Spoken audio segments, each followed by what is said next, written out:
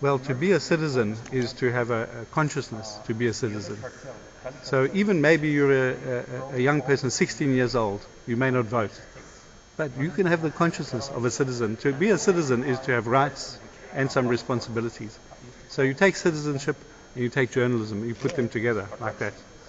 And then you give people some tools. But in Africa, many people still need to understand citizenship more, because citizenship is a concept of democracy, and that is something new for many countries in Africa. And journalism, we also have to understand journalism. So what we want to try and do, I think, in Africa is try and get many ordinary people to learn citizenship and to learn journalism. Even in your media, there's many people, they call themselves journalists, but they need to learn citizenship, they also need to learn journalism. Prof, the theme of this program is conflict prevention in the multimedia age. In your view and with your experience, to what extent do you think multimedia or new media can really stem conflict on the continent? I think at this stage it is not widespread enough to really make a very big difference.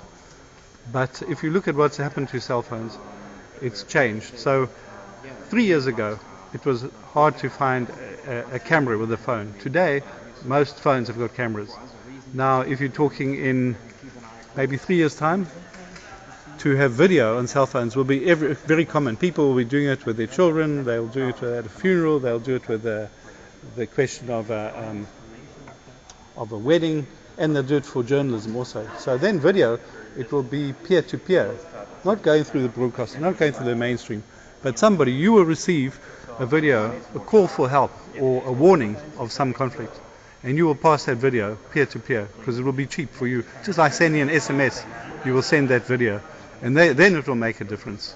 Professor Berger, you describe those who work for maybe government media as doing public relations and propaganda, and those who work for independent media, what are they doing? How will you describe them? Well, let me qualify. Not everybody working for government media is a propagandist. There are some good people also.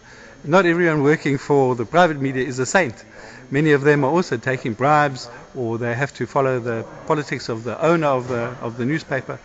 So it's a question, how do you promote journalism in the state media and in the private media? And so journalism, you mean independent communication in the public interest. As a professional for many years, you've trained many journalists across the world. What should they take home, the journalists, as you are training them? As they go to the rest of the world and are practicing, seeing the reality, what should they do? The idea of what does it mean to be a journalist or to do journalism? How does journalism connect to citizenship? So how do you do journalism that can make everybody a citizen with rights? That is foreigners in your country, that is young people, that is old people, that is minorities, that is women. How can you do journalism that will promote citizenship in Africa?